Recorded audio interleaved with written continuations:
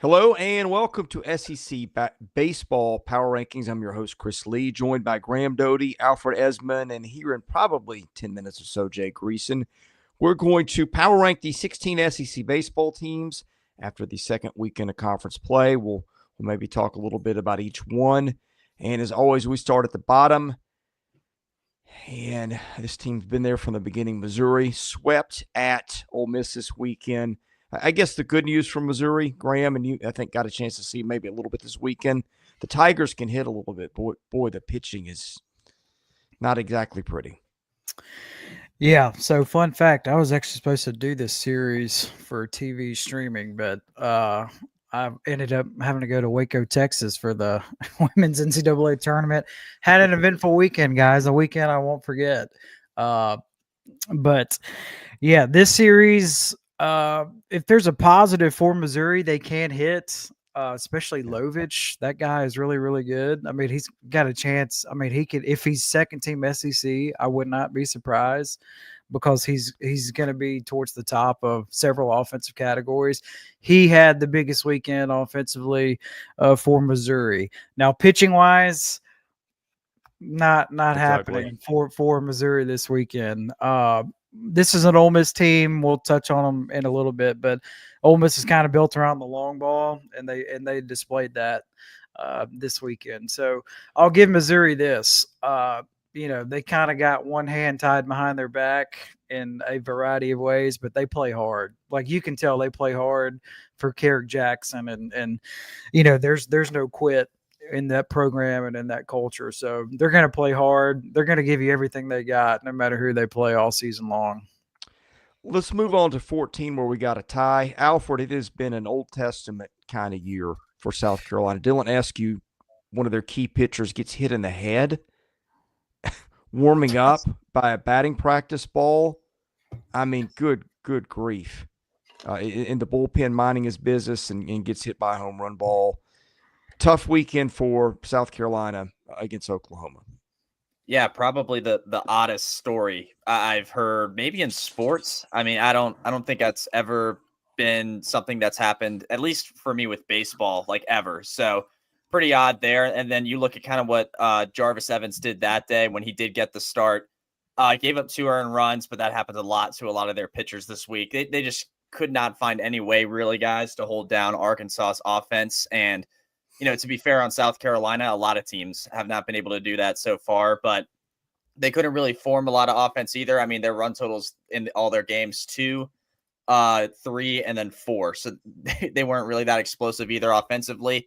South Carolina, they've had a gauntlet of a schedule to start, and it doesn't get easier for them. I mean, their midweek this week is North Carolina in a neutral site in Charlotte. That's going to be tough. Obviously, North Carolina is a really good team. And guess who they welcome into Founders Park this upcoming weekend? Tennessee.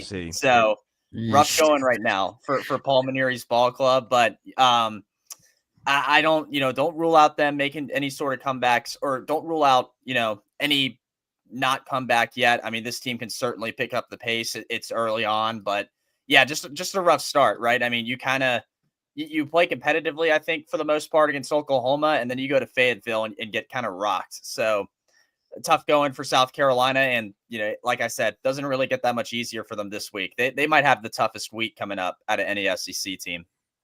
Yeah. Moving on to 14, Texas A&M. I mean, guys, if I told you before the season that we're going to be 2 weeks in, we're going to have a 3-way tie with Missouri, Florida, and Texas A&M at some place in the conference standings. I mean, once you've asked me, are you on drugs? What's your next thought? Sesame Street, like one of these is not like the other. Right.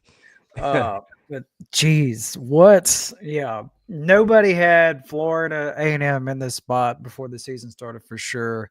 No. And I mean, again, it just, to me, for A&M, it just seems so mental right now. Like under 500, guys, preseason number 1, like unanimous.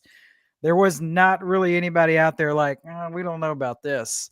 Runner-up, national champion season ago, but I don't think anybody, even remotely saw this coming. I figured it would be bumpy learning curves with a First year head coach, as young as he is and all that stuff, but not this bumpy, not Allegiant Air bumpy turbulence, nothing like that. Ooh, Allegiant Air. Yeah, the other thing too. I mean, they had to me, it kills me too. Their starting pitching went deep in games again, right? I mean, Ryan Prager and Lampkin both went 7 innings in their games. They just could not find a way to crack. Well, really, Vanderbilt's pitching won, and yeah, like you said, Graham, they can't crack the code that is to get over this mental hump that they're facing, and I don't. It's left everyone, including us, speechless. I mean, their next series is at home against Kentucky. For me, I'm like, maybe they can win that one, but I'm just hesitant to pick them still. And I don't know really what the answer is. They have a starting rotation that is SEC level good. It's very clear that it's SEC level good. It's just the bullpen stuff and it's just the hitting lapses, I guess, sometimes they have that hold them back. And it's hurt them bad. I mean, they're out of rankings from everybody. And I don't really have an answer other than that for this team.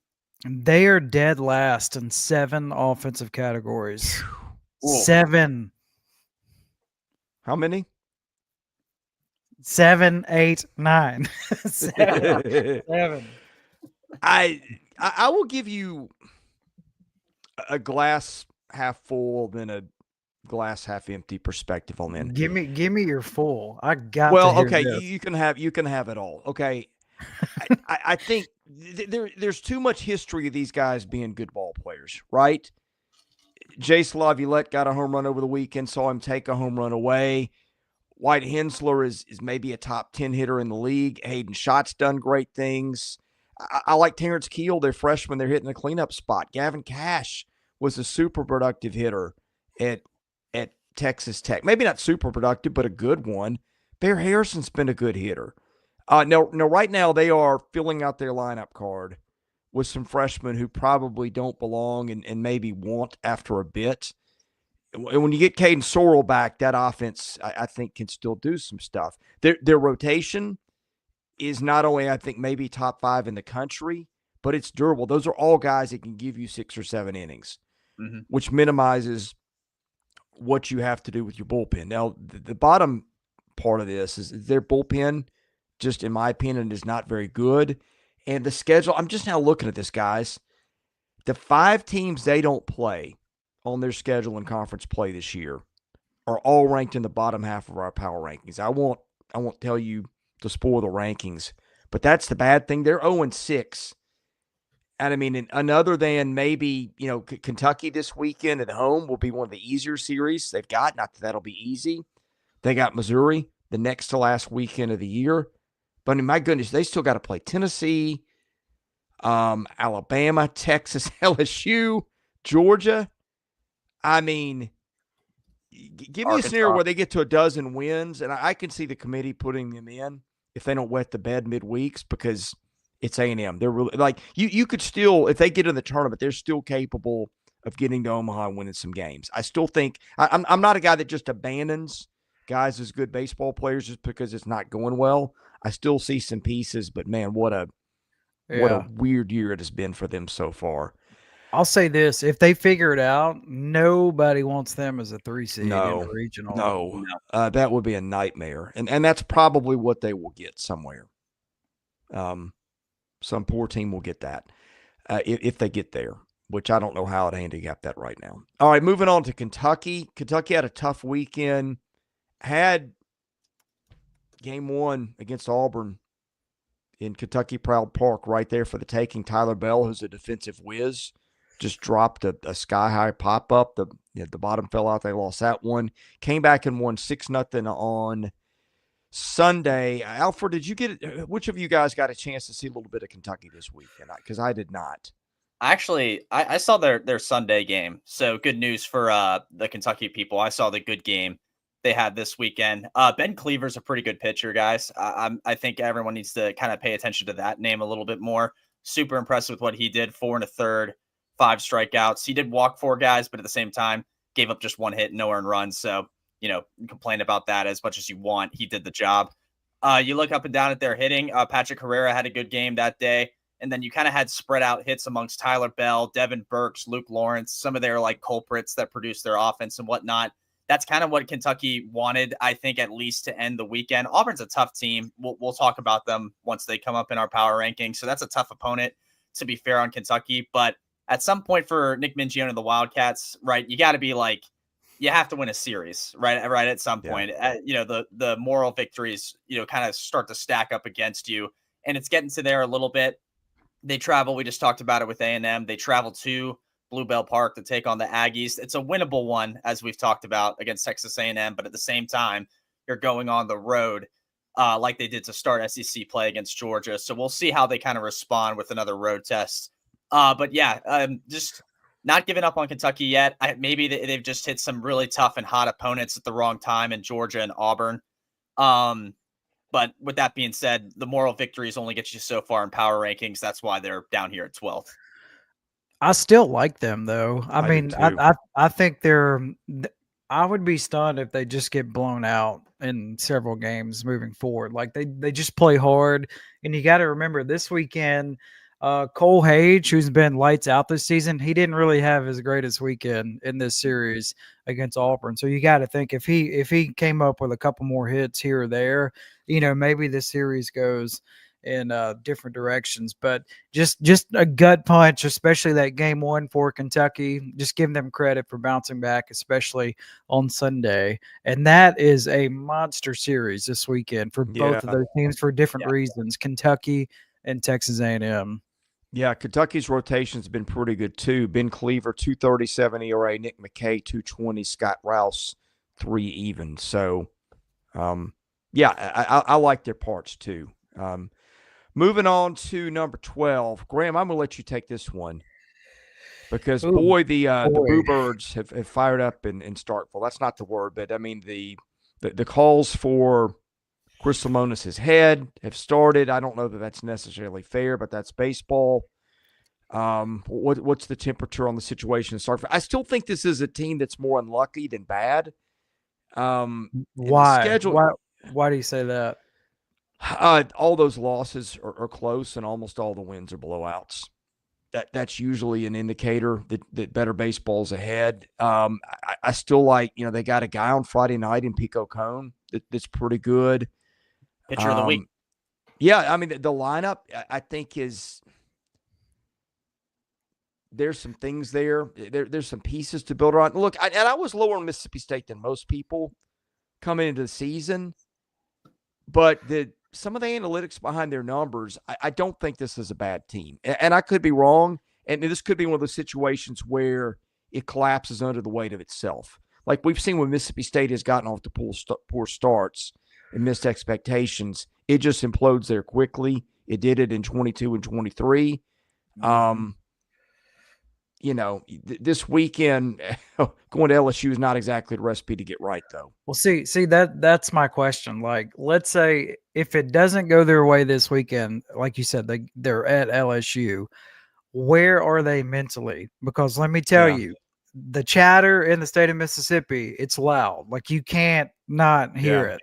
Social media, talk radio, whatever. I mean, this is all anybody is talking about right now. Here are the numbers. Chris Lemonis, since winning the whole thing. If you're an Ole Miss fan, remember you remember NC State got they were red hot, and then they got COVID, and then so Mississippi State kind of slid in there and ended up winning the national championship against your Vanderbilt Commodores. Remember that? So since then, Chris Lemonis is 36 and 60 in SEC games since the 21 season. Yikes.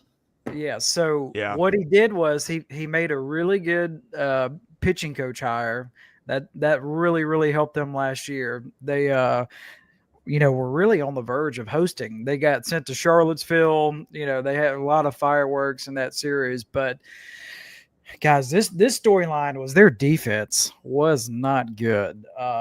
7 errors. They had 5 in one game. It was just give them credit. They bounced back. I mean, they were down. I think it was like 8-0, 9-0 at some point, and they were able to eventually tie it and take the lead. And Oklahoma was also just able to just make some more plays than Mississippi State was.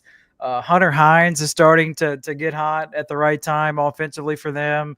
I saw he's now top 3 in program history for career home runs. Sullivan continues to be good. And we touched on Pico. Pico, he's got to lead the SEC in quality starts. He went 6 innings again. He had 10 strikeouts. At one point, he had 8 in a row, which is a big reason why he's the SEC Pitcher of the Week. But my question is, after LSU, it kind of gets a little easier schedule-wise, but where will they be mentally after this coming weekend? That's fair. Welcome, Jay Greeson, by the way. Good to be here. I mean, they've got South Carolina is maybe your get right weekend. That's at home. But then, goodness, you got to go to Alabama. Florida, by that point, Florida's pitching might be getting healthier. Auburn anywhere is a tough out. Kentucky anywhere, I think, going to be a tough out. Then you end with Mississippi State and Missouri. So, yeah. But to Graham's point, though, if you're going to – this feels like a wasted opportunity. If you're going to beat Witherspoon on Friday night, aren't you kind of watering at the mouth that maybe this is a springboard moment to kind of redirect the train a little bit, Alfred? Yeah, and you have 17 hits Saturday, and you don't win the game. You don't win the game when you do that.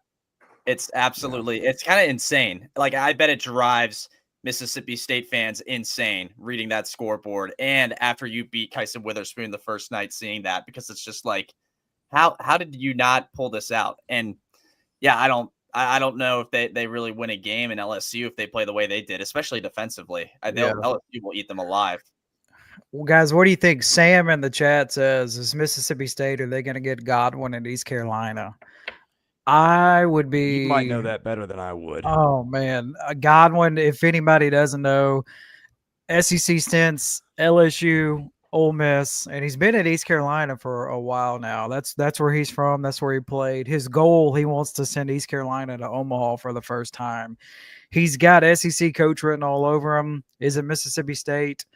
I don't know. I mean, I know for a fact he's turned down other SEC opportunities. Would State be the one that he jumps at? I don't know. Like, he and Mike are still on really good terms. If they hire him, I think that'll be a good hire. But I mean, I don't know. If State does make a change, remember, this is real money. This is not monopoly money. Like who would even be on their radar? I got no idea. Yeah. I got a name for Sam Smith, Josh Elander. Oh yeah. Yeah. Well, that would bring some excitement. I think it's been hard to pry assistants away from Tony Vitello, but it's just a name to throw out there. I wonder what Sam would think about it, or anyone else watching. That's a name I'll throw out there in the mix. And he's a terrific hitting coach. I don't know what being a head coach is different. I'm not saying he can't. I just don't know. But that would be, holy smokes. That they can hit the ball in Knoxville. Just in. They do everything in Knoxville. Right now they do. Damn.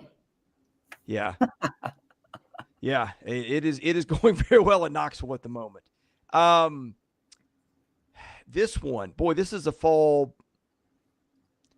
You could have seen a fall coming, Alfred, because the injuries are just piling up. Kyle Jones, Curlin was out again this weekend. We didn't see Liam Peterson. Pierce Coppola hasn't pitched, and I'm not sure how long.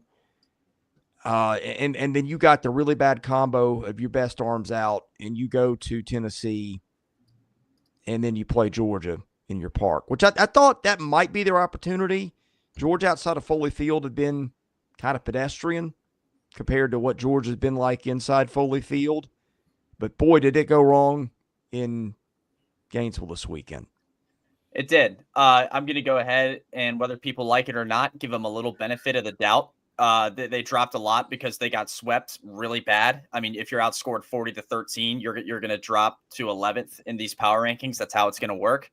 But the benefit of the doubt I'm going to give them is, if you don't have Liam Peterson and Pierce Coppola, you're probably not going to do too well. And that goes for a lot of teams. I mean, that's like, it's like Tennessee not having Liam Doyle and Marcus Phillips. Maybe there's a chance, although that might be a bad example. But different because I think the backdrop of protection there's a little different for Florida and Tennessee. But carry on. Right. But it's you lose. But I know what you mean. Yeah. Yes. Any SEC team, you lose your top 2 rotation guys. Things may not go the way you want, and that's kind of what happened. I mean, you look at what they did. They just, Georgia just hit the long ball like crazy, and that was, cakes and candles pretty much for this series. I got to admit the Friday game was close. They started that game offensively really well. Colby Shelton homered. You had a Bobby Boser homer. They were hitting the ball out of the park pretty well, and then it just went awry from there. So that's my thing about it is, I just think they didn't have 2 of their top guys. And once the series got out of hand for them, they just kind of packed it in and were like, we don't want to be here as much as we would like to. You look at Saturday's game, the bullpen guys they threw in there, guys. I mean, they threw Miller in there. They threw the Carson kid in there who barely plays. Felix Ong went in. Jacob Gomberg. I mean, these are guys they don't use, right? These are guys Kevin O'Sullivan does not really use that much, at least on weekends. And they were throwing them out there. And I don't know if it was just to get reps or stuff, but I guess in a 17-2 game, you're kind of going to do that. So my thing about Florida is that I'm going to give them a little benefit here. They had 2 of their top players really kind of hurt and out of it. And they just did not have the kind of offense at all to keep up with Georgia. And Georgia took advantage of it in a huge way. 2 quick things before I pass it to you, Graham. One, there is no team since the 1979 Pittsburgh Pirates that you want to go into a series with not having the top of your staff. I mean, damn. Not to use it on every team we talk about, but if you – not only does Georgia hit good pitching, if you're going to try to trot 6, 7, and 8 out there, they're going to turn into a slow pitch softball bunch. And you said in the top of the SEC, but Alfred, it's true across every level of baseball.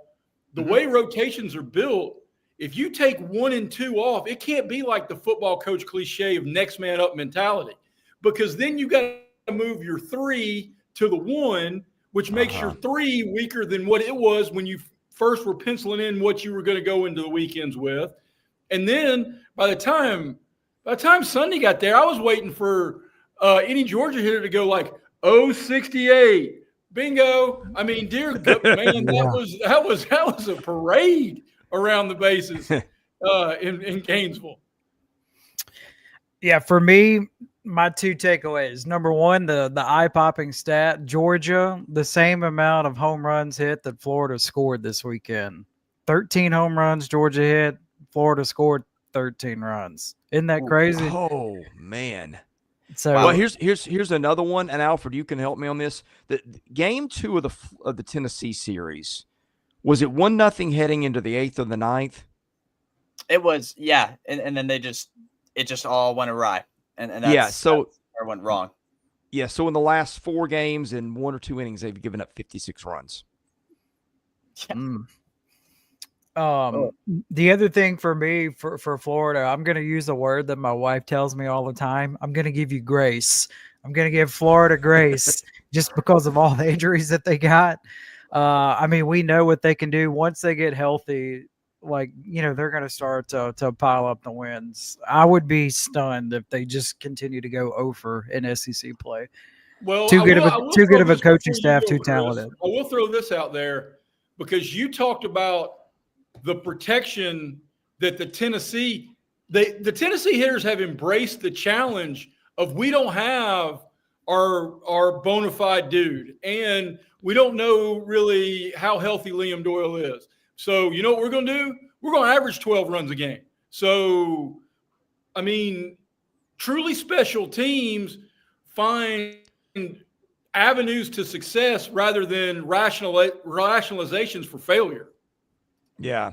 Mm-hmm. The problem with Florida, I think a lot of the guys that they're counting on right now are freshmen to pitch. And they're really talented freshmen, but boy, a lot of guys can have a rough initiation period against some of the teams they are facing lately. And I think that sums it up. Look, the good thing for Florida, the relatively easier part of your schedule is coming up. You got Ole Miss this weekend. That's on the road. Then Vandy at home.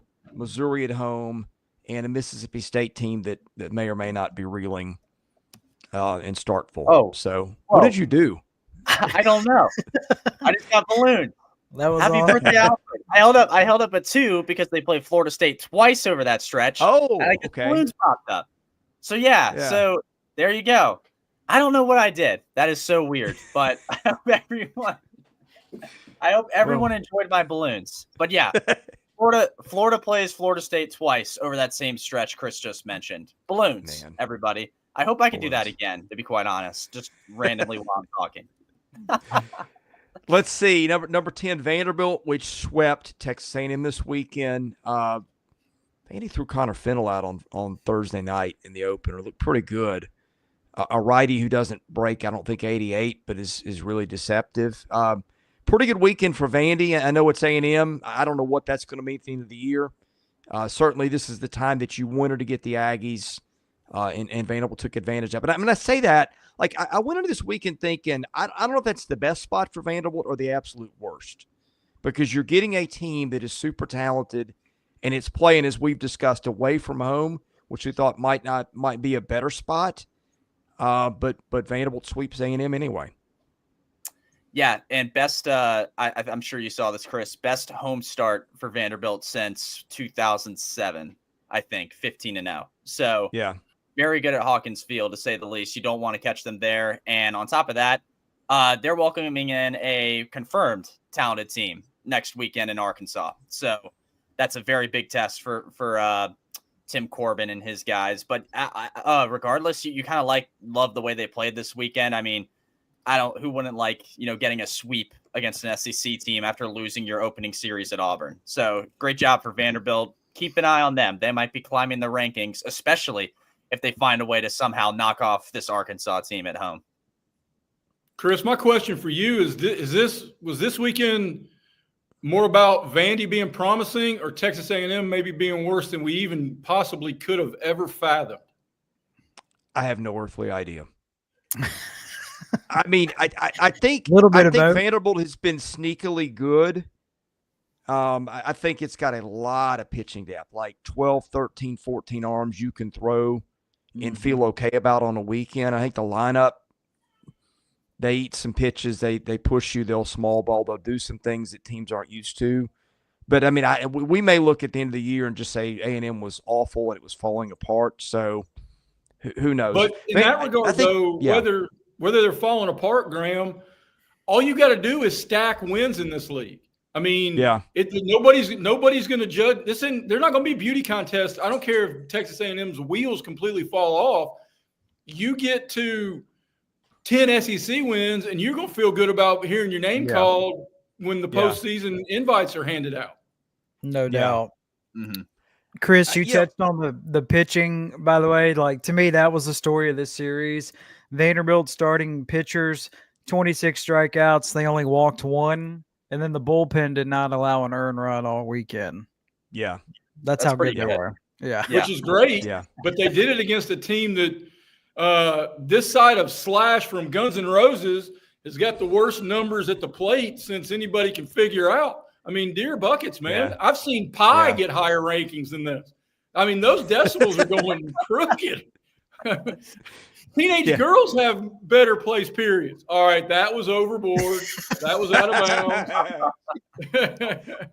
bounds. Wow, didn't see that one coming.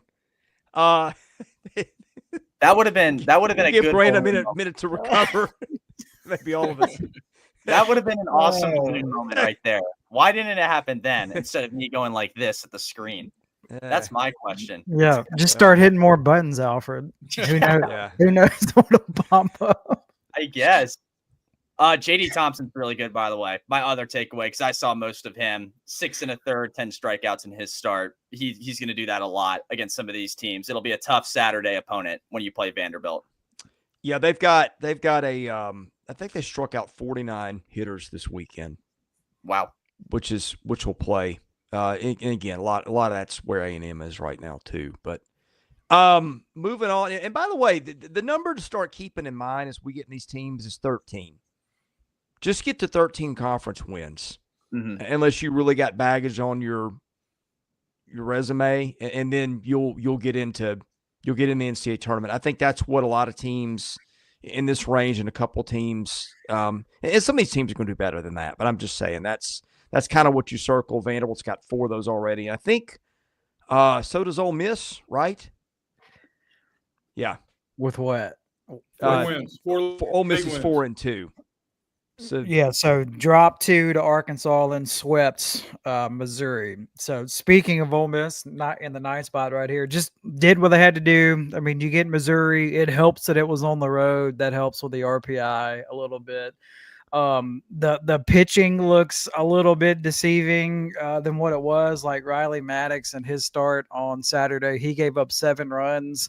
Other than that, I thought the bullpen was fine, but again, for Ole Miss, how far this team is going to go, it's up to the pitching. Like in all aspects, it's just got to get better. Hunter Elliott's been good. He's starting. You can tell he's starting to get healthy and settle in. But other than that, like Ole Miss is just going to have to figure it out. Now Sunday, Ole Miss only threw 2 guys, and with the 9 innings. And offensively, this is an Ole Miss team built around the long ball, like so much so that Isaac Humphrey was the SEC Player of the Week, had 4 home runs and 13 RBIs. That was the most of any SEC player this weekend. And that was the story of this. Just Ole Miss just tore the cover off the ball in Columbia this weekend. So Rebels did what they had to do, and that's not only win the series, but sweep the series against Missouri. Yeah, for me, they play Florida next weekend too. If Florida's pitching is still ill, I'll call it, then they could do similar stuff against them with the way they looked against Georgia. So possibility this continues for Ole Miss, and they can pick up those SEC wins in a hurry this next week. Yeah, Ole Miss has now quietly got 49 home runs, and 5 guys have at least 4. That's a tough lineup to pitch to. Mm-hmm. And I think that's a big. I was a little late to the party, and y'all had already talked about Kentucky. I think we're going to look up at the end of the year, and teams that can erase a crooked number with a crooked number of their own and bail their pitchers out with a 3-run homer, with back-to-back home runs, the teams that can quickly redirect the scoreboard are going to end up being 8 or 9 of the top 10 teams in this league. And yeah, do we like how Kentucky's built? Sure. Do we fancy guys who play the game the old school way and run the bases and work counts? Yeah, it's fun to watch and it's a good part of the game. But right now, this sport, especially in this league, you better have a big bat eraser in a couple of key spots in the order who everybody in the ballpark knows may launch one into the park. Well, speaking of old school, I present to you the Oklahoma Sooners, who have now stolen 64 bases. It's got 2 durable starters in Kyson Witherspoon, who's thrown 49 innings, and his brother Malachi, who's thrown 26 1/3. It's got a rubber-armed Cade Crossland, I guess, is sort of a bridge guy, or I'm not sure if they're using him as the weekend guy. Yeah, Oklahoma wins a couple this weekend. Staying on track to accomplish anything and everything the Sooners want to accomplish. Alfred, did you get to see a little bit of them this weekend? I did, yeah. They okay. Well, one thing we talked about Mississippi State already too. They took advantage of Mississippi State errors that they had, and Oklahoma's a team, like you said, Chris, because of how they steal and how they are on offense. They're going to take advantage of those naturally. Continue to be impressed. We kind of said it about Tennessee a little, although that's a different scenario. But Oklahoma kind of, to me, doesn't have a guy who just stands out big time in that lineup. They just have a bunch of good all-around hitters there that are just playing pretty well. Trey Gamble's leading them in hitting with 356. You have Jason Walk, Jackson Willits, Kyle Branch, all above 300. Easton Carmichael up above 300 as well. Dayton Taki right around there too. Just a lot of guys who, again, and that's a factor or that's a byproduct, I guess, of how they play on offense. But it's not a bad problem to have, I don't think. In fact, I think for opposing, pitching staffs, it kind of makes it more of a mystery of how you're going to attack them and stuff, and that can be an advantage for Oklahoma. But yeah, Saturday's game, Easton Carmichael, who is a pretty decent draft prospect for them. Big game for him, 3 hits to kind of help his team out there with that. And that's what sticks out to me. It's just obviously this pitching, if it all hits, it's one of the best in the SEC. But that offense, I like the way it's kind of just like, oh, who's going to go off today?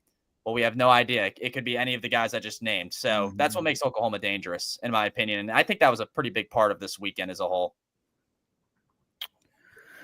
Yeah, so to me, this was probably the series of the weekend around the SEC. Just especially the first 2 games. Like game 1 was the pitcher's duel between Kyson and Pico. Pico ends up winning that matchup. Again, anytime you strike out 8 in a row in SEC play, like you're doing something good.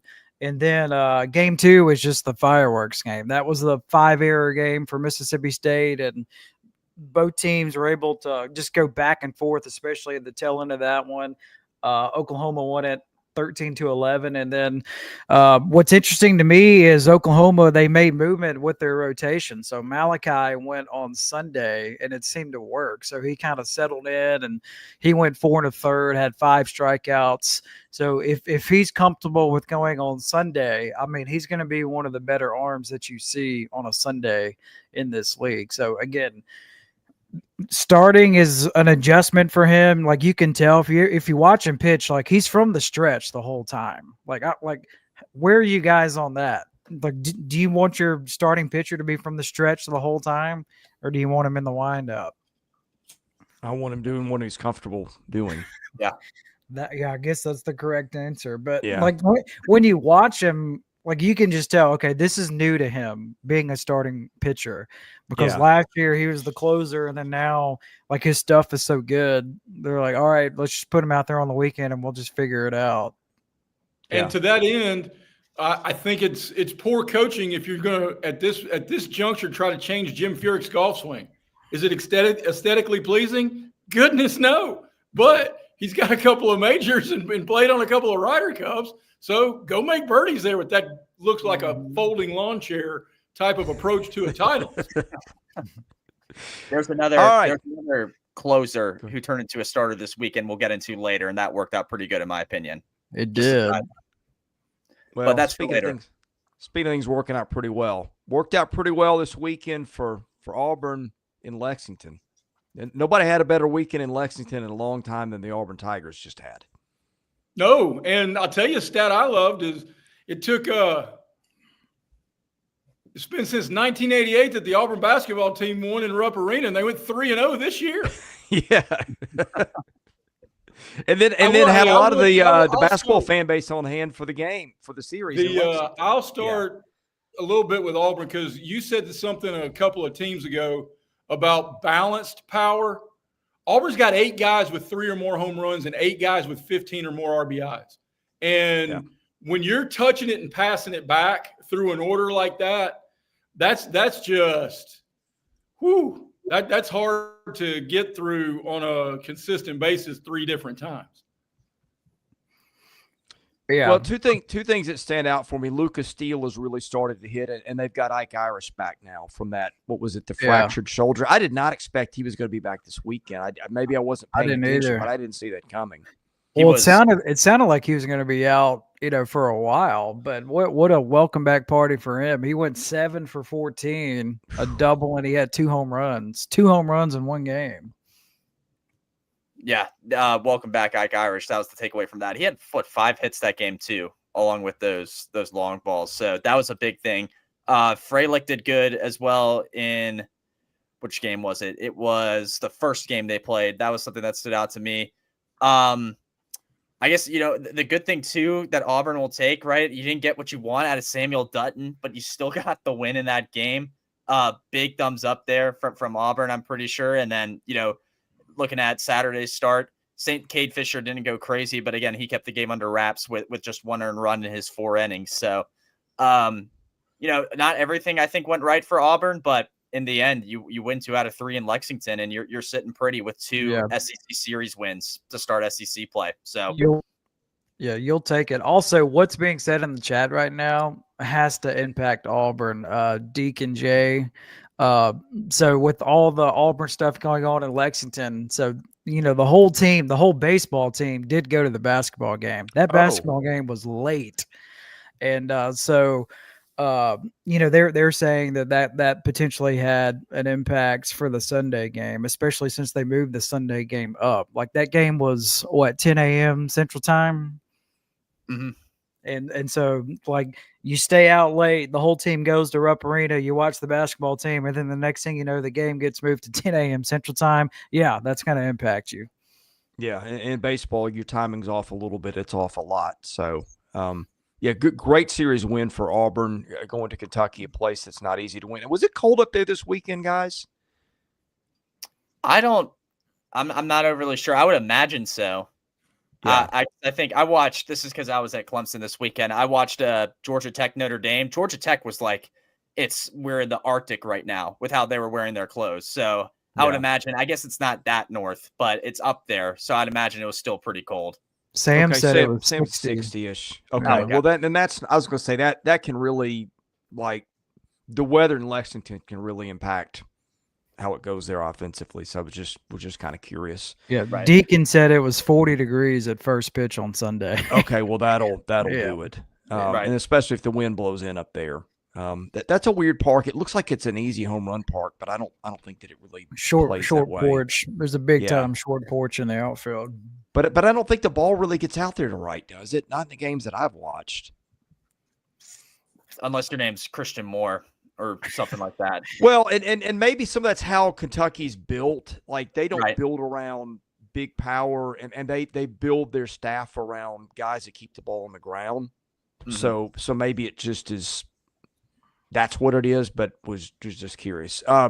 Boy, guys, Alabama for a hot minute. Alabama, I think, had the most wins of anybody in college baseball after Friday night's series, and then boy, it took a turn for the worse for the Crimson Tide. I'm sorry, Thursday night's when they started that series. Friday and Saturday, different story. Alfred, you had eyes on that one. What did you take away from Alabama? Yeah, well, I think Zane Adams had possibly the best start of his career Thursday night, right? I mean, they got the win, and he went 6 1/3, struck out 6, did give up a lot of hits, but, Lord forbid, you're going to do that against Tennessee. In the end, he does his job, and the offense picks him up. Justin LeBron had a big-time hit in that game to kind of help secure that win. Tennessee just didn't bat an eye after that game and just laid it on them, right? And I think that was maybe hey, we're done losing. We've lost 2 in a row type of thing. But it was just, I guess the game Friday was more so just a shootout fest. Tennessee had that big 4-run 8th inning that kind of set them over the top. Alabama tried to cut into it. They had, a home run from Meisel, and then Norton had a big hit in the 9th, but it wasn't enough there. Those were the 2 games I caught the most of.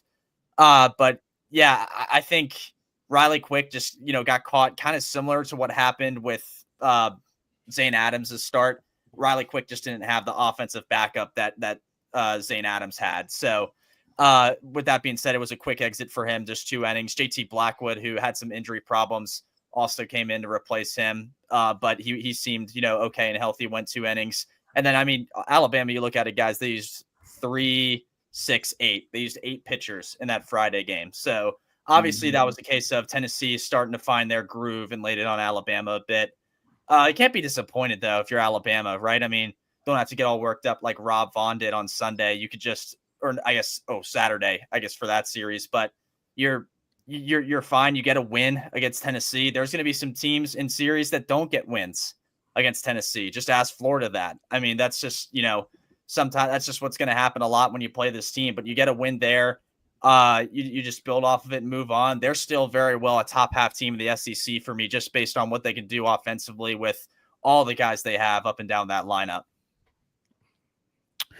Yeah, so for me, Alabama, they only hit 1 home run in this series. They're 5th in the league in home runs, so they kind of lean on that at certain points.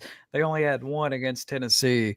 I know LeBron had the big hit in the win, but for his standards, he was pretty quiet this weekend. He went 3 for 13, and then their other big bat, Will Hodo, he only went 2 for 10. Cade Snell, the captain, he was the best hitter of the weekend for the Tide, 6 for 13. And Alfred, you touched on the pitching. That was in one game. For the whole weekend, they used 15 different arms out of the bullpen. 15. Wow. So they were just looking for anything and everything that would work. I do want to give a shout out. So this is one of the newer parks in the SEC. That was the most people I've ever seen at that ballpark ever. So Yeah. the weekend, weather-wise, it was great. You could tell it looked awesome. Place was packed. Hopefully those fans will continue to do that because they got a really good team, and I really like Coach Vaughn, their head coach. So keep showing out for your team. There's no shame at all in losing to the number one team in the country. And for Vaughn, like, I know him getting phone out, that went super viral. Like, I saw one clip had like 2 million views on it. That might be a thing where he was just trying to fire up the guys. Like, last game of the series, he's going to do anything and everything to win. So maybe if I get ejected for the first time this season, maybe that'll rally the troops. Let's circle the wagons, and maybe this will work. So, he's just standing up for his players, standing up for his team. So I get it. But overall, like, this is nothing to be ashamed of at all if you're Alabama. The breaking news just came across the wire. Andrew Fisher's Saturday home run has just now landed. So there will be a scramble for that baseball somewhere near Gadsden. Yeah, that was they do that. I'm out of words here. Yeah, I think that's fair, and it almost had a little bit of a vibe of how, like, your high school senior older brother when you were an 8th grader, and you just kept nagging on him and nagging on him and nagging on him. All of a sudden, he just shoves you down and gets on top of you and punches you like 3 times in the ribs, so mom and dad can't see it, and then gets up and walks on about his business. That's what Friday and Saturday felt like to me.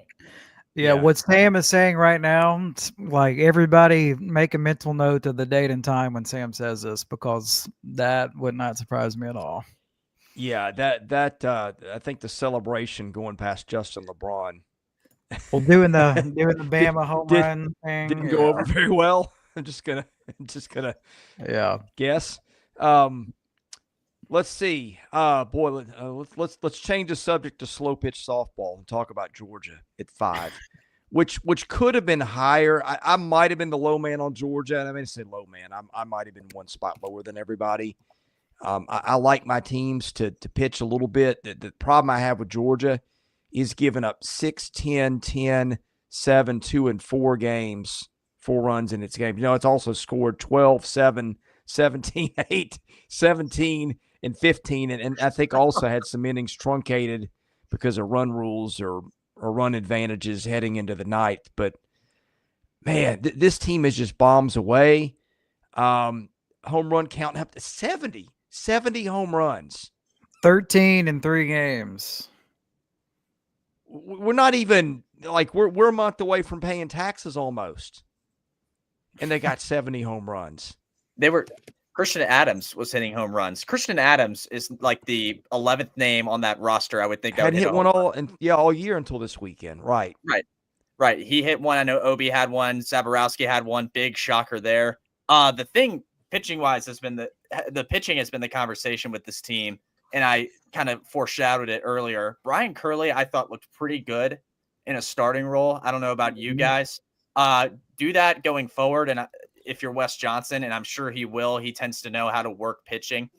But 5 innings, 5 strikeouts, just 1 wild pitch, just 2 walks and 2 hits, no earned runs.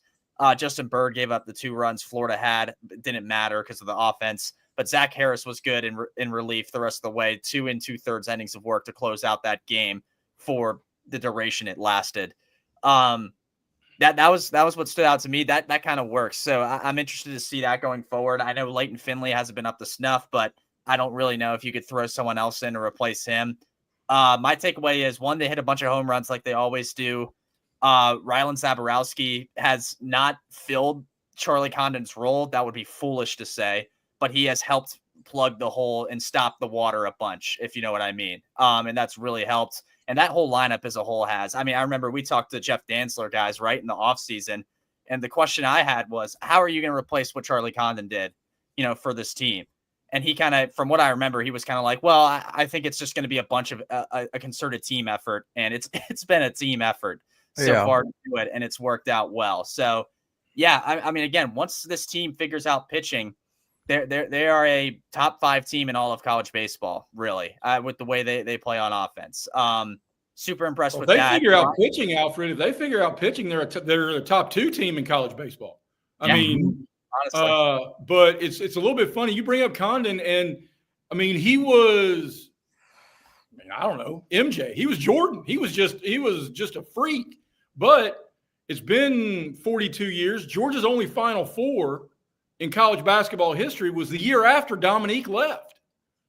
I mean, so their best college basketball player ever went on to the NBA, and then the next year they were better as a crew.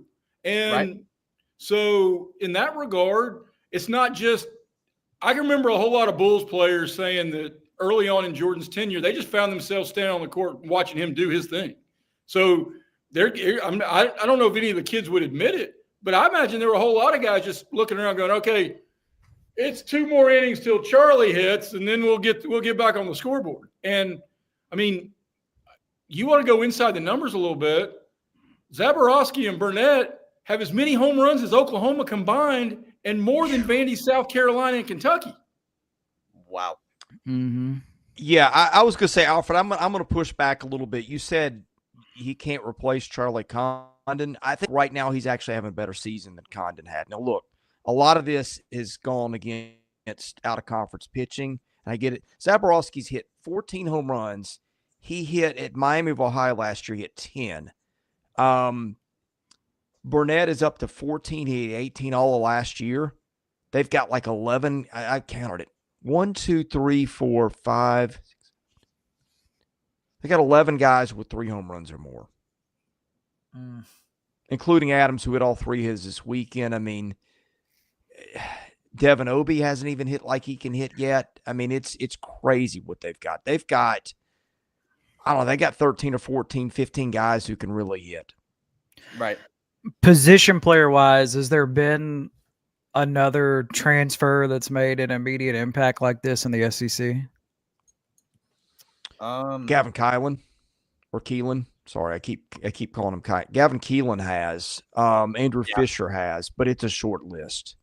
Yeah, it's a very short list. Yeah, Keelan did what Zaborowski did and passed his total at Louisville from last year too. But it's really those guys we just named, I think, who have had the biggest. Yeah. One more Georgia crazy stat, because I know we got to move on because we still got 4 teams to cover. You guys realize they're averaging almost 3 hit by pitches per game? They've been hit by a pitch 70 times, which means they wear body armor and they power numbers. Right.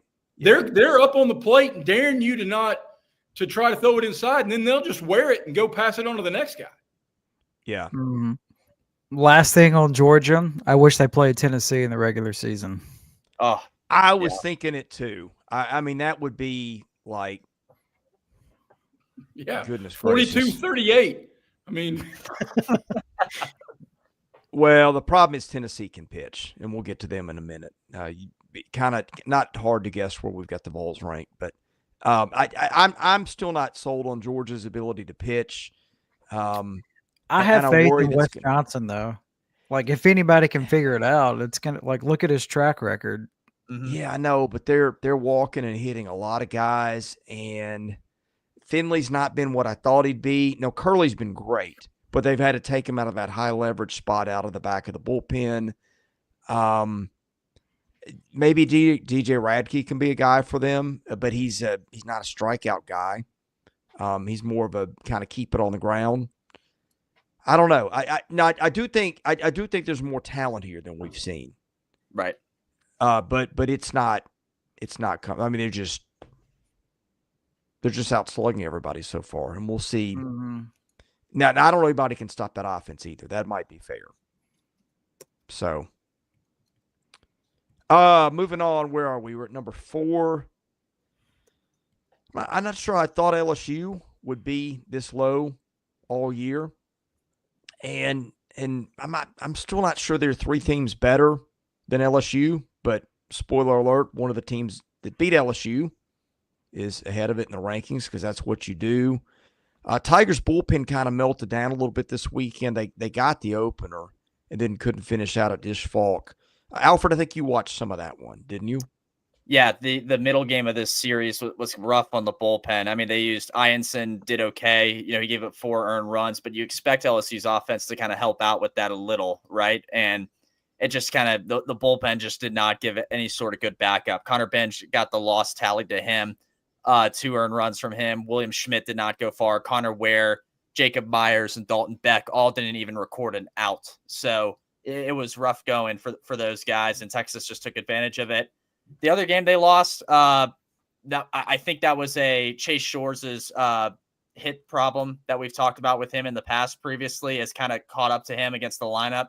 That will take advantage of it if given the opportunity, and that's what happened. 7 hits and 4 innings of work, 5 earned runs. He did strike out 3, but again, it was his first loss of the year and just a tough outing for him. Probably definitely his worst outing so far this season. Kason Evans didn't give, sort of the good amount of stuff you normally see from him. He did strike out 5, but gave up 4 hits and 1 earned run in 3 2/3. And yeah, that's really the big thing with this team. And they just, against the Texas pitching, that they saw from Volantis, who was really good. If you guys caught him at all, they just could not hit off some of the Texas pitching either. So, because you lose a series like this, you're going to drop a little bit, especially with, I think, Texas, who's been kind of just, pushing everyone out of the way toward the top of these power rankings so far this year as of late. That's just why they drop like this. But again, they're still in the top 5 of this. So that's where they need to be. And that's where I think they will be for most of, if not all of this season. Yeah. For me, man, I was going back and forth in the 3-4 spot with LSU and Texas, but I'm a believer in what happens on the field. Court matters. So Texas just won the head-to-head, so that's why I put Texas above LSU. To me, LSU is they're going to be just fine. The atmosphere for this series this weekend, it was awesome. I don't know how much you guys watched. The weather was great. I mean, some of the crowd shots. This is why Texas joined the SEC. I mean, they were all in. My buddy Wiley Ballard had the series for TV. He's going to be the future voice of the Atlanta Braves, Chris. So mark it down, write the name down. He's awesome. Roger Clemens was at the games this weekend. They interviewed him, and of note, he said he wears his college national championship ring more than any of his World Series rings with the Yankees. It means more to him. The Texas one, I thought that was interesting. But on the field, LSU is going to be fine. Bear Jones was doing Bear Jones things. Anderson was good in his outing, 8 strikeouts and 6 innings. Cowan, again, this is his role this year. He's 7, 8, 9th inning guy for LSU. He went 3 innings, only gave up 1 hit, struck out 3. To me, if LSU can get anything out of William Schmidt, that could take them, over the hump a little bit. He's been kind of touched up in SEC play. Remember, 2 weeks ago, Jay Johnson said he is done in midweeks. He's SEC only. Well, I mean, even though we think he's going to be your superstar, it hasn't been smooth sailing so far on the mound for William Schmidt. Now, I think he'll get there, but once he figures it out on the mound, when he's out there, LSU, they're going to be tough to beat. They're going to be fine. Again, they got Mississippi State this weekend, so that'll be a good bounce back performance for them. Their lineup is deep top to bottom. Kate Anderson and Anthony Einstein is good off the jump as a 1-2 punch, as you'll find in the league, I think, perhaps, or arguably. There's a couple other teams in that conversation, but they're good enough with that lineup. Problem is Shores hasn't been what they hoped, which happens when he hadn't pitched in a year or two after surgery. Sometimes it takes a while to get your feel for pitching back. My question is, what do they do with Zach Cowan? He's their long guy out of the bullpen. Yeah, that's his role. I mean, he's going to be 7th inning, 8th inning, 9th inning. I mean, that seems what they're going to utilize him as. Yeah, I might think about making him my 3 though, or you could maybe. They've already said they wouldn't throw Schmidt on the weekends, right? Well, not starting, but out of the bullpen, yeah. Right. Okay. I mean, maybe Connor Ware's your guy. I don't know. Maybe you just throw Shores enough and it works itself out. But their bullpen has been a disappointment. Those guys are giving up a lot of runs. So a lot's going to depend on their 1-2 punch at the top. Of course, Jay Johnson has won a national title doing it that way before. Now, one of those guys was named Skeens, and neither of these guys are, but Anderson and Einson are pretty good. And look, they figured it out before. They've had a couple years where it was rough pitching-wise for them depth, and they let guys pitch through it, and they ended up, the better for it in the end. So we'll see. I'm not giving up on them. I just thought some of these guys would be a little bit better than they've been. All right, right in front of LSU, the team that beat it, Texas. Jim Schlossnagle, year one. I think if you had to vote SEC Coach of the Year right now, he's got to be in that conversation, guys. Mm-hmm.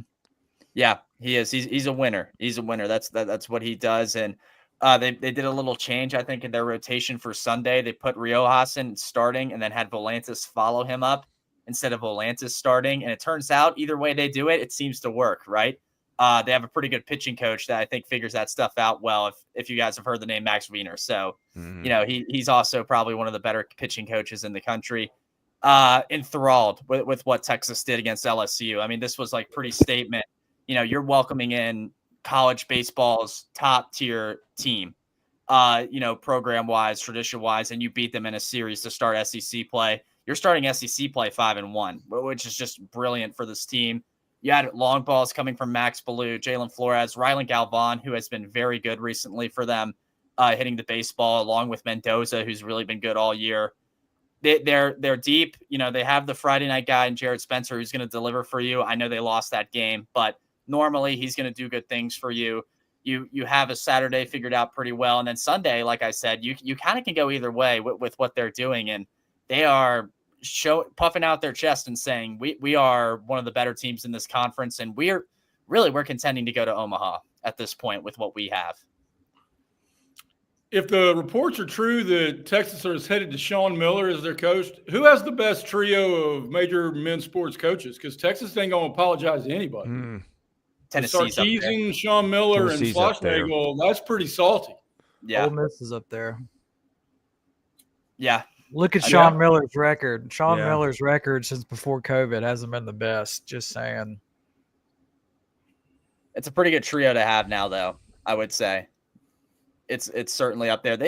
I saw something too. They just upped their basketball NIL too. It's an NIL school. So, any coach there is going to be supported, but yeah, with baseball, I mean, I've been uber impressed with what they're doing. And if that crowd keeps up, and it's going to keep up, if the crowd keeps up like they get in Austin, any team going there is walking into a slaughterhouse a little bit.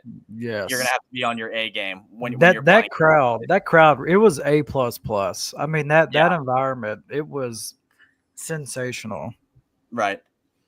Yeah, the coaches' conversation, I think Tennessee's in there. I do too.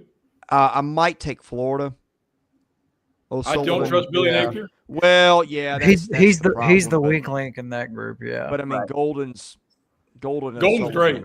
Golden's really good at it. Now, I don't want him watching my kids, but he's really good at what he does. Hey-o. Wow. That was a not balloon moment. We're thankful the balloons did not show up for that one. So the teenage girls period is a balloon moment, but that was not the balloon moment either. That was just, I'm gonna stop talking now. You guys go back to baseball. I'll just be here in a minute. Texas is really good, guys. That's what we were talking about originally. Such a pro. Get us back on track, Alfred. Texas is a great baseball team, and I love watching them. But I'm trying to think of other things to say. Really, it's just kind of been like, look, you knew Jalen Flores and Max Ballou were going to do what they were doing. I don't necessarily think you were going to think Ethan Mendoza was going to have the year he's having, and then Rylan Galvan. I'm not saying these guys aren't good, but you didn't expect Galvan to be doing what he's been doing the past few weeks either. So this has only helped this team get better and better as time has gone on. But in truth, and before we turn the page, the top 3, 4, 5 in these lists almost every week now are like saying, yeah, well, Jennifer Aniston's hot and all, but her pinky toe's too small. I mean, at this point, we're just really picking nits on trying to come up with something somewhat balanced to say other than what Alfred trying to redirect my craziness, saying, "Hey, Texas is really good at baseball." Yeah, I mean they're all really good at baseball. Right. I will give you a couple things to watch. Their pitching staff, their top 8 are pretty good. I feel like you might need a little bit more than that because 8 to 9, it drops off a cliff for them. The other thing, Spencer is their only real high strikeout guy in that top 8. Now having said that, their guys are heavy ground ball dudes in that top 8. They also give up some home runs. So I would just watch that. I think Texas is going to have to get more out of maybe arms 8, 9, 10, 11 at some point. Or some of these frontline guys are going to have to show a little bit more dominance. But those are some things to watch with them. Anyway, but the body of work right now is impressive. And by the way, Texas is going to be in the fight for the title for a bit because it's got Missouri this weekend. So that's 3. That's at least 2 wins, if not 3. Let's see. Moving on to number 2, Arkansas. Boy, the Arkansas discussion, guys, is not the one I thought we'd be having. Mm-hmm. This is, Dave Van Horn's last few clubs have been really, really, really high strikeout bunches in that pitching staff. And I'm not saying their pitching staff's not good, because it is. But they are not whiffing guys at the rate that they have before. Now they are finding other ways. They've been good, but Gackel's not been what we hope. Boy, that lineup. I don't know that there's a better threesome right now than maybe the Aloy brothers and Brett Iredale. It's debatable. But, boy, this is an Arkansas discussion style-wise that I don't think is one I thought we'd be having at the start of the year. Now, I did think their lineup was better than people thought, even than their fans thought potentially. But boy, it is played out to extremes so far. Mm-hmm. Yeah, Charles Davalon, another bat with a really good weekend. Just a lot of good stuff from him. The one guy in their pitching staff who has been, I think, an anchor is Zach Root. I mean, he was the only guy they threw when he pitched, and he went the full 7 innings, struck out 7, gave up just 2 earned runs. And at this point, if Arkansas gives up 2 earned runs, the offense is going to score more than that with what they've been doing right now. I know that's like a no-duh thing for everyone watching and the Arkansas people, but that's the reality it is. And then Gabe Gackel, you didn't get, a long extended start out of him, but Aiden Jimenez and Will McIntyre both supported him on the back end of his start and did really well. I mean, this team is, someone said it earlier, Earl something up there in the chat, but are they a shoo-in for Omaha? Until this offense drops off, kind of.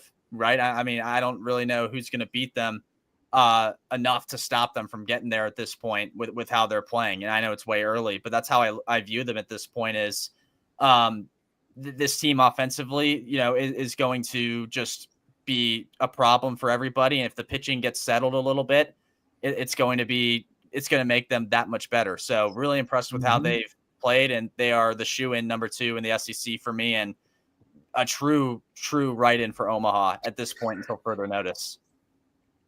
Agree. Martin's in the chat has made a couple of really good points. One of them is Davalon, who had the most hits of any Razorback this weekend. He's got more home runs than strikeouts in the leadoff spot. So you'll take that all day, every day. The other one is Wood. Remember, they haven't had Wood since the second weekend, essentially, and the time frame they gave was 3 to 6 weeks. So it's been 4 weeks now. So he is he should be getting somewhat close back on the mound health-wise for Arkansas.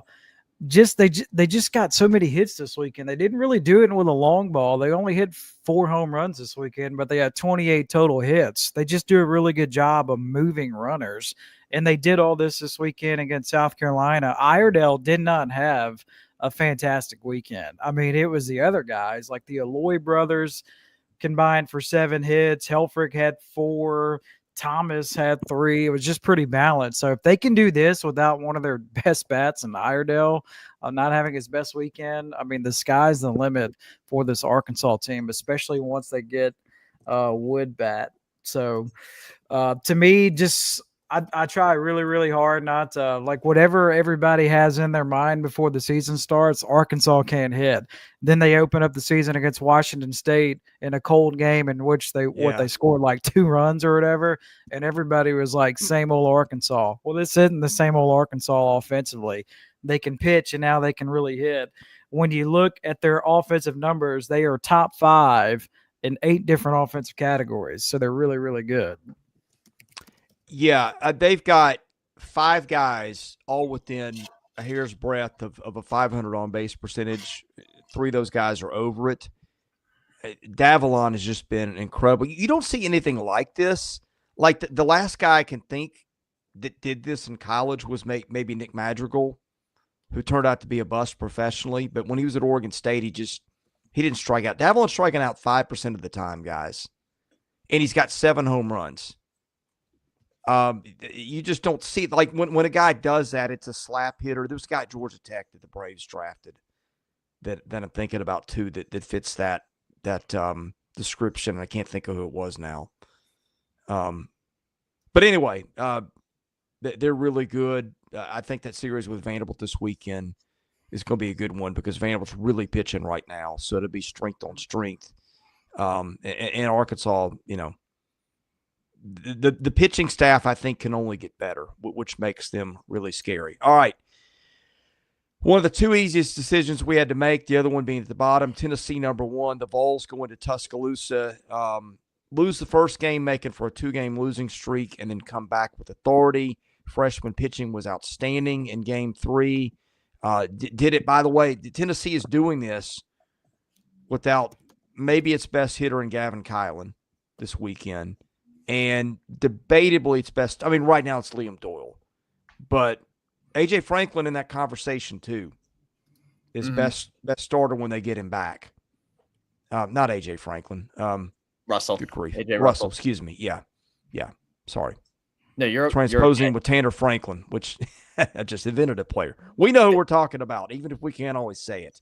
Alfred, Vols this weekend really came through after a kind of a chippy opener in which they lost. Yeah, second 2 games that they won, home runs from Dean Curley in that middle game, and then home runs the next game from Andrew Fisher. That was the one that landed just now in Gadsden via Jay Greeson, and then Dalton Barga and Reese Chapman also with home runs in that game. I think the big key too, the pitching has just been kind of the security blanket of this team. The one thing that stood out to me, Sam Smith, you just flashed it actually, Chris, just now. Sam Smith just said it. Tegan Kuhns is really good, everybody. He's really good. He impressed me against Florida. They could have, I felt he could have went further on Sunday against Florida. He went pretty far Sunday against Alabama, considering how far he's gone. 4 1/3, 5 strikeouts, just 1 hit and 2 walks. He looks beyond his years. It's how I describe Aiden King on Florida a little bit. He is beyond his years as a freshman. I guess that the plan they've had as of right now is to have him be an opener on Sundays, and it's worked out, obviously, for this season. But at this point, they can be like, hey, Tegan, until we get AJ back and have to evaluate again, you're starting on Sunday. You are the Sunday starter, and we'll worry about it, once AJ gets back, which I'm sure Frank Anderson can figure out for them. That was the big takeaway I had. And especially in a really, just critical series clinching game, he came out there and performed the way he did. So shout out Tegan Kuhns. I know this team hits a bunch of home runs and we talk about it all the time, but he was the Tennessee MVP in my opinion for this weekend based on kind of the scenario that was surrounding him and him being a freshman and coming in and doing the way he did. The 2 quick things. One, Graham, have you seen a team with 8 regulars with an OPS north of 1,000 like this? No. I mean, I don't know who has. I just know you've probably got a little more. It honestly, in a lot of ways, Chris, it reminds me of when UNLV was trying to go back-to-back in the early 1990s, and they had Larry Johnson and Stacey Augmon and George Ackles and Anderson Hunt and Greg Anthony, and you're looking up and going, okay, if we stop these 3 guys, those other 2 guys are going to get 25 apiece. And I mean, so at this point in time, we don't even have to really mention the guys that didn't hit, because the guys who don't hit are going to be at home plate celebrating the guys that do hit. Yeah. Well, and I think that UNLV team was just like, I think their starters went most of the distance, and I don't think they had much of a – that's the difference with Tennessee. And this is why I have a hard time thinking anybody's gonna beat them this year in the league or nationally. I mean, they might lose a series or two. I'm not saying that, but giving up the top spot's going to be tough because there's so much depth. I think this is one of the most immediate standout freshman classes I remember in a while. You know, they got 13, 14 at least guys who pitch. You know, they got guys on the bench that would start for just about anybody else in the league. They got lefties, righties on offense. They got a switch hitting catcher who's actually performed better, you know, a couple years ago to NC State than he has this year. So I think there's some more upside there. I mean, I just look around them. I think the one thing that I might say,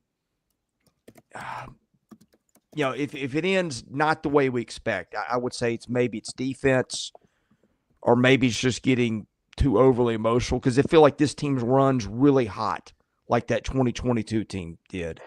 Mm-hmm. But I mean, those are just, if you're grasping for something why they don't win at all, I think that's the area that you look at, but I'm not sure it's going to matter. Right. Yeah, I don't know if anyone can really tell. I'm going to go ahead and say it, prediction-wise, going forward. Until they lose an SEC series, I will be picking them to win the SEC series. In fact, I saw this earlier on Twitter. I think it's been, I can't remember how many days, 270-something days since they've lost an SEC series. It was last year to open SEC play at Alabama, however long it's been since then. And I think it's 270-something. So. Was it Alabama? Yeah. They played at Alabama 2 years in a row? Mm-hmm. Oh, okay. Yeah. Yeah, that's the new additions. The new scheduling format. Yeah, it's just I get it, but yeah. That's the last time they've lost an SEC series. So, yeah, and until they lose one, I'm not picking against them, to be quite honest. So to me, this I mean, we all know Tennessee's good, but this showed a lot to me how they are mentally. This was really the first time they have faced adversity. Remember, they lost the midweek game, and then they lose game one of this series. And this is also the first time that they've been on the road this season in a true road game. And it was a great environment in Tuscaloosa. So how will they handle it? Well, they handle it with flying colors. Like games 2 and 3 weren't really all that much in jeopardy for Tennessee. So I thought for the most part, they kept their composure. I mean, they're always going to play with an edge and a chip. That's just what they do under Tony Vitello. But what can separate this team from that team in 22, like you said, Chris, you can't be like on edge for 60 games in a row. Like, it's impossible. And we saw what happened with the 2022 team. You know, they got tight in the biggest game of the season. So this team, long way to go. Everybody knows you're good. You just can't run on level 10 for 60 games in a row. So, to me, that they showed a lot mentally. I mean, again, they were on cruise control through the first 20 games of the season. They face adversity, and then they pass it with flying colors. Yeah, I think this pitching staff is more talented and deeper than the one that it had last year. 22 would have to be a discussion because that was the Dolander, Beam, Chase Burns staff, and I don't think their starting pitching is that, but I think their bullpen might have more arms. I don't know. Memory fades a little bit, and I think their bench is a lot deeper on offense. Yeah, well, Sam brings up an interesting point for Liam Doyle. He said Doyle self-imploding at a super regional, if things go bad, a bad zone could get him. To me, I wouldn't be so worried about that. I would be worried about his pitch count. My man throws a lot of pitches. He does throw a lot of pitches. That's the trouble with high strikeout guys is, you know, it takes 3 pitches at a minimum. And if you throw a couple balls or a couple guys foul him off, and he does use that 4-seam a lot. Yeah, I think he can handle it mentally. Yeah. It's just when your pitch count is 80 after 3 innings, like that's not good. Yeah. Pitch efficiency, I think, is the most underrated commodity in baseball. But again, I mean, the reason I don't think it's really going to matter is that they just got so many guys. I mean, Phillips has been durable in the 2-hole. I didn't expect that. Snead can throw forever if he needs to. You know, and then you're going Franklin, Coons, Dylan Lloyd's been terrific after missing the first couple of weeks. He's come back and been lights out of the bullpen.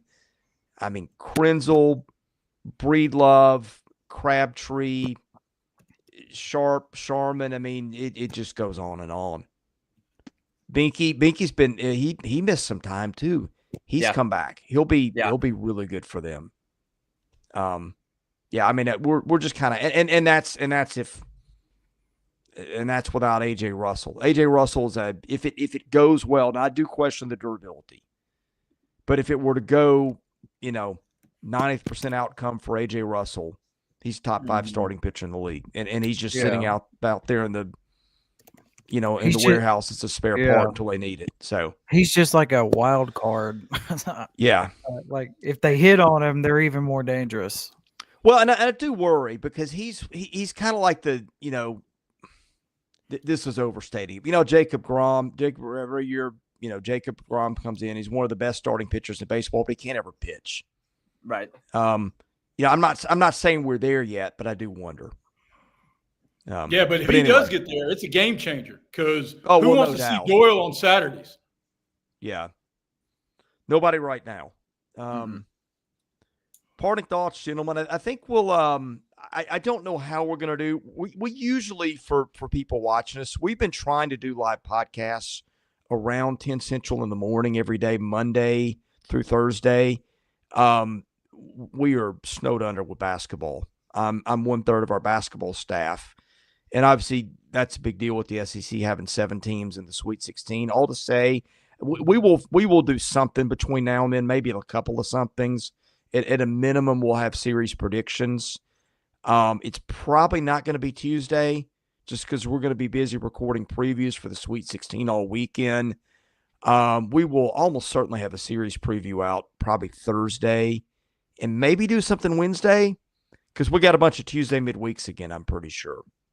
Because we always do. But yeah, point being, we're a little light on baseball content this time of the year. But once we get past this week with all the Sweet 16 games, that's going to pick back up. If you liked it, hit the subscribe button and enable your notifications to know when we go there. For Jay Greeson, for Graham Doty, for Alfred Ezman, I'm Chris Lee. Thanks for watching. God bless you. We'll be back with more SEC baseball, basketball, and football content here at Southeastern 16.